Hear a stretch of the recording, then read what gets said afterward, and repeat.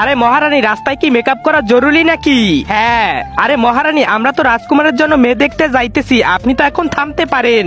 এখানে আমার ভুল না, আপনার ভুল। আমি আপনাকে বলেছিলাম 4-5 ঘন্টা পর বের হতে। 4-5 ঘন্টা, চলেন।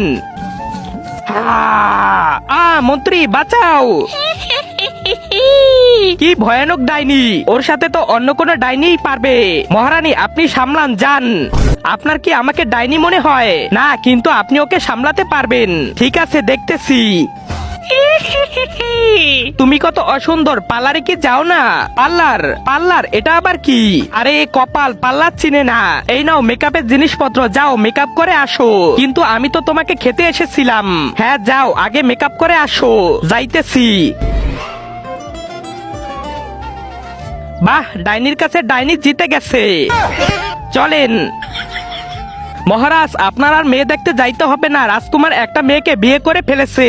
আপনি তাড়াতাড়ি চলেন। তার আগে মাকে তো আমরা সবাই ভালোবাসি। আজকে দেখি সেই মায়ের জন্য কে কে ভিডিওতে লাইক করে চ্যানেলটি সাবস্ক্রাইব করে দেয়। আসলে আমি দেখতে চাই তুমি মাকে কতটা ভালোবাসো। আর কমেন্ট অবশ্যই আই লাভ ইউ মা লিখে যাবে। এই দেখেন মহারাজ, রাজকুমার তুমি আমাকে না বলে বিয়ে করে ফেললে। বাবা, আমরা একজন আরেকজনকে অনেক ভালোবাসি। আমরা আপনার 7 জন্মের কসম কেটেছি।